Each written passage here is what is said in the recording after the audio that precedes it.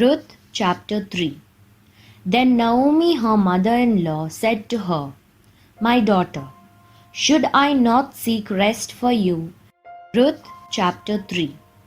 Then Naomi, her mother-in-law, said to her, My daughter, should I not seek rest for you, that it may be well with you? Is not Boaz our relative, with whose young woman you were? See, he is winnowing barley tonight at the threshing floor. Wash therefore, and anoint yourself, and put on your cloak, and go down to the threshing floor. But do not make yourself known to the man until he has finished eating and drinking. But when he lies down, observe the place where he lies.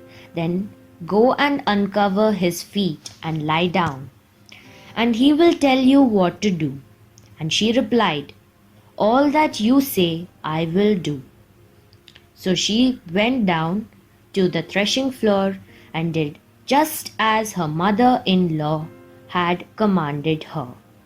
And when Boaz had eaten and drunk, and his heart was merry, he went to lie down at the end of the heap of grain.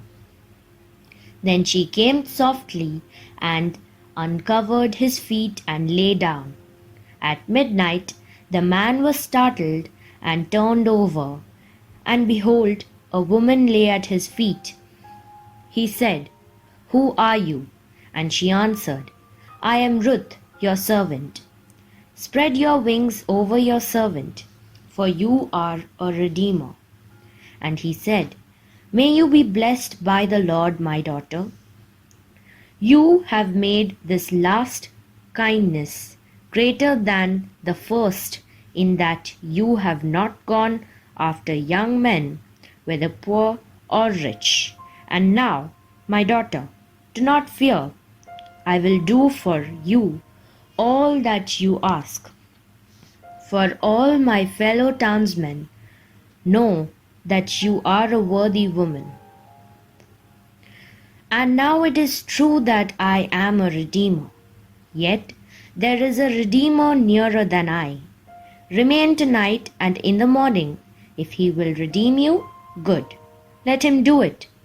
But if he is not willing to redeem you, then, as the Lord lives, I will redeem you.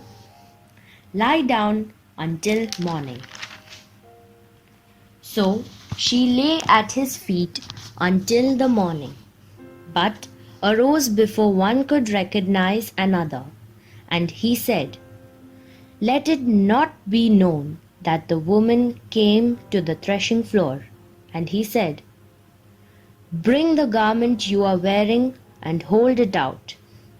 So she held it, and he measured out 6 measures of barley and put it on her. Then she went into the city, and when she came to her mother-in-law, she said, How did you fare, my daughter? Then she told her all that the man had done for her, saying, These 6 measures of barley he gave to me, for he said to me, You must not go back empty-handed to your mother. Ruth 4. Meanwhile, Boaz went up to the town gate and sat down there, just as the guardian redeemer he had mentioned came along.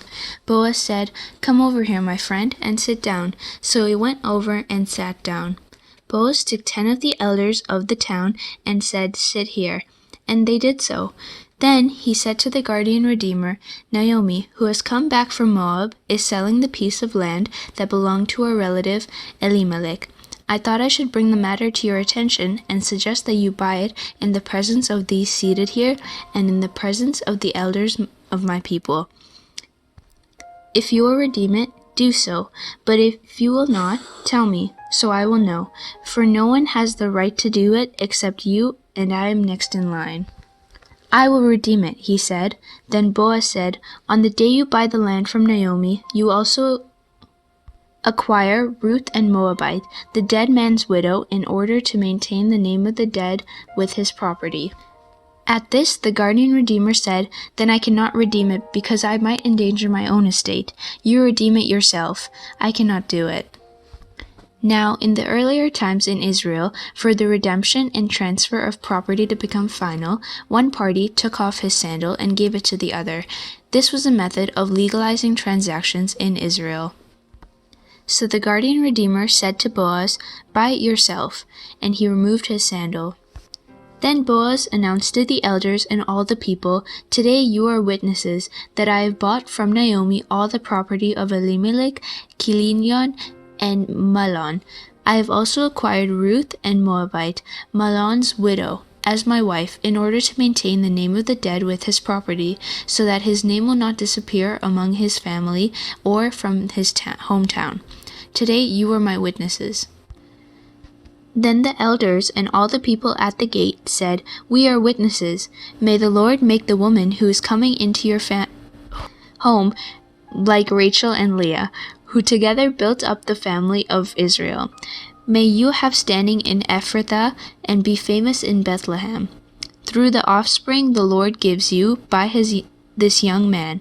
May your family be like that of Perez, whom Tamar bore to Judah. So Boaz took Ruth, and she became his wife. When he made love to her, the Lord enabled her to conceive, and she gave birth to a son. The woman said to Naomi, Praise be to the Lord, who this day has not left you without a guardian redeemer. May he become famous throughout Israel. He will renew your life and sustain you in your old age.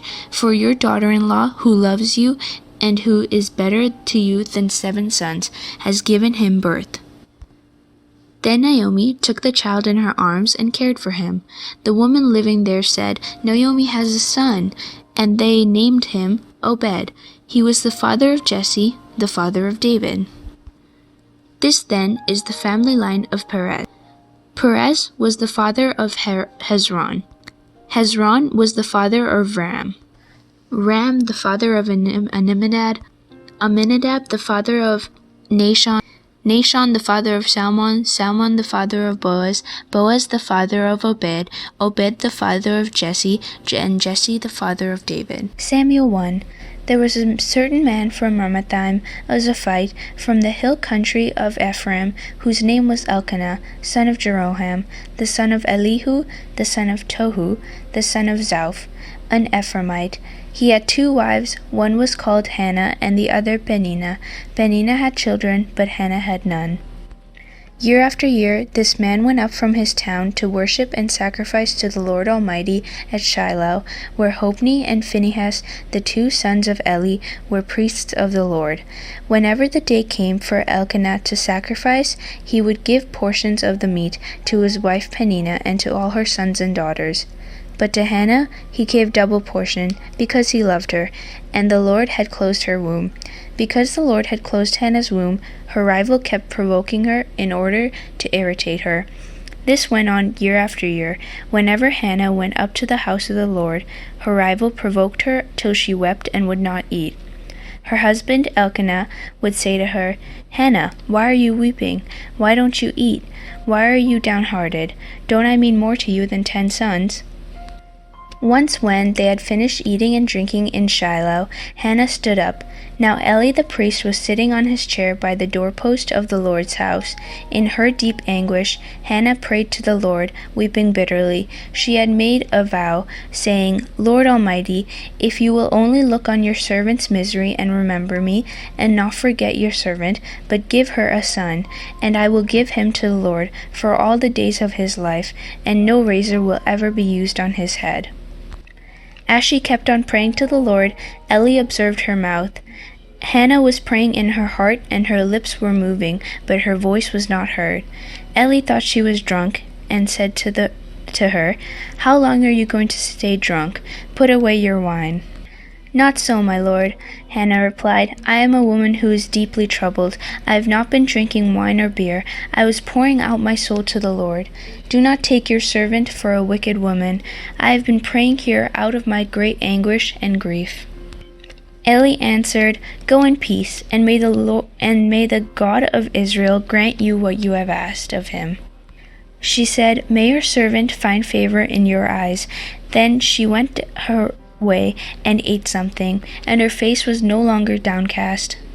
Early the next morning they arose and worshipped before the Lord, and then went back to their home at Ramah. Elkanah made love to his wife Hannah, and the Lord remembered her. So in the course of time Hannah became pregnant and gave birth to a son. She named him Samuel, saying, "Because I asked the Lord for him."